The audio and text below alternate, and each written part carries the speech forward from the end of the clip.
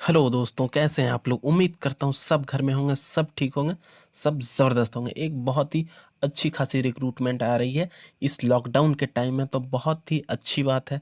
अब हम लोग देख लेते हैं कि क्या रिक्रूटमेंट है और किस चीज़ के लिए रिक्रूटमेंट है। सबसे पहले मैं बता देना चाहता हूँ कि राजकीय पॉलिटेक्निक सिमडेगा में, जो कि उच्च तकनीकी शिक्षा एवं कौशल विकास विभाग झारखंड रांची के अंतर्गत आता है, वहाँ पे पीटीएल की पोस्ट की रिक्रूटमेंट निकली हुई है। शैक्षणिक सत्र यानी कि सेशन 2021 के लिए संस्थान की विभिन्न संकाय में अंशकालीन व्याख्याताओं की कार्यानुमति देने हेतु ऑनलाइन आवेदन आमंत्रित किए जाते हैं। यानी कि पार्ट टाइम टेम्प्रोरी लेवल पे रिक्रूटमेंट हो रहा है, लेकिन सैलरी ठीक ठाक है। कोई ऐसा रिक्रूटमेंट नहीं है जहां पे आपको काम करना पड़ेगा।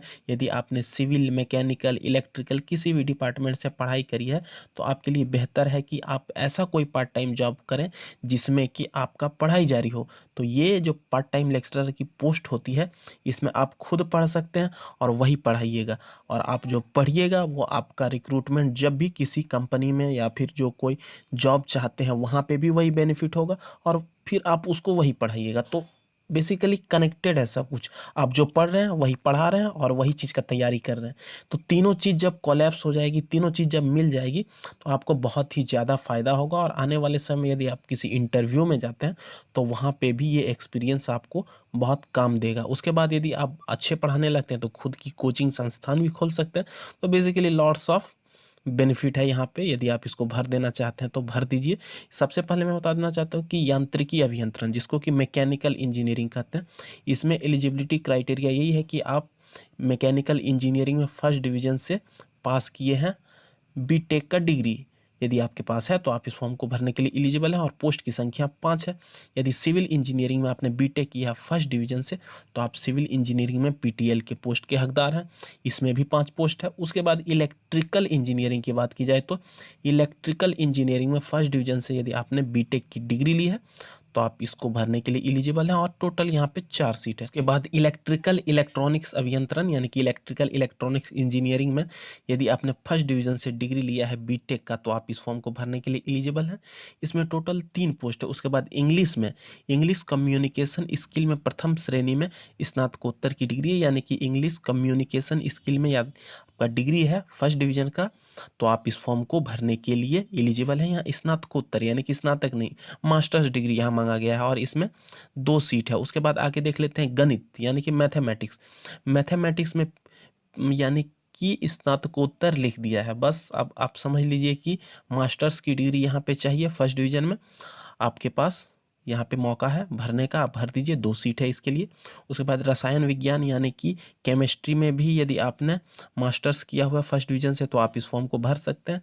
फिजिक्स में यदि मास्टर्स किया हुआ आपने तो इसमें भी 2 सीट है। आप इस फॉर्म को भरने के लिए एलिजिबल हैं। फर्स्ट डिवीजन से सारा मांगा गया है। उसके बाद कंप्यूटर साइंस एंड इंजीनियरिंग में यदि आपने फर्स्ट डिवीजन के साथ बीटेक की डिग्री ली है तो आप इस फॉर्म को भरने के लिए एलिजिबल हैं। इसमें 2 सीट है। अब बात करते हैं कि सैलरी की। तो सैलरी आपको कितनी मिलने वाली है, यहाँ पे लिख लीजिए 400 रुपये प्रति वर्ग, यानी कि 400 रुपीज़ पर क्लास आपको अलॉट किया जाएगा, पर क्लास आपको मिलेगा।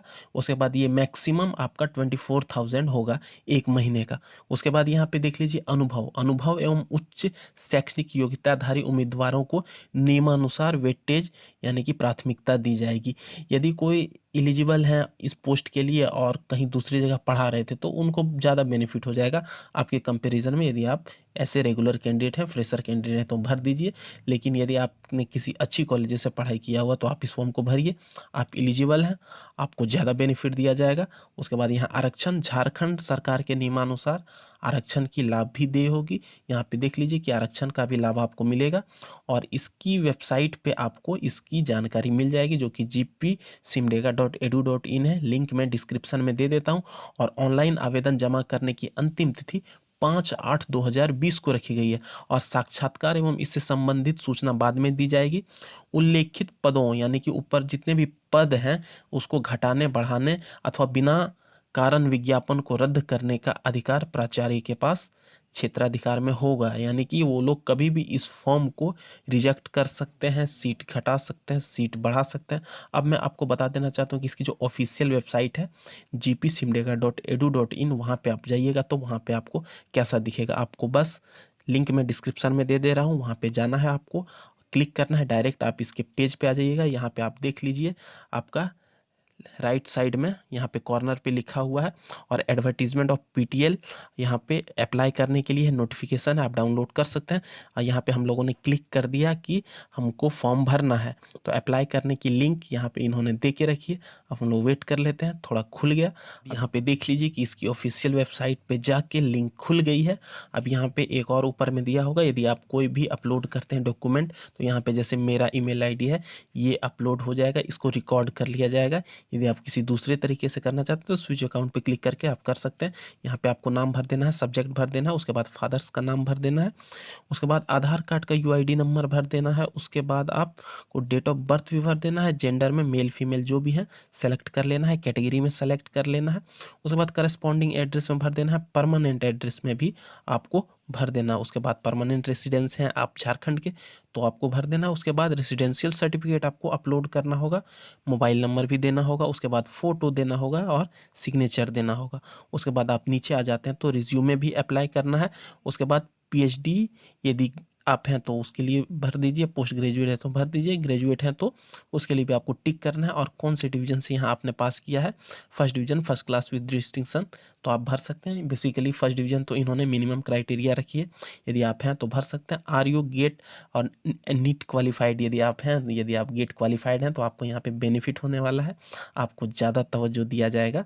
उसके बाद if you are get NEET qualified then attach your score card, यानी कि आप यदि गेट पास किए हैं तो आप स्कोर कार्ड को इसमें अटैच कर दीजिए। और अटैच्ड एजुकेशनल क्वालिफिकेशन, आपका एजुकेशनल क्वालिफिकेशन क्या है उसकी फाइल आपको अटैच कर देना है, एक्सपीरियंस अटैच कर देना है, और एक्सपीरियंस का सर्टिफिकेट भी अटैच कर देना है, और डेट और प्लेस ये सारा डाल के आपको सबमिट कर देना है।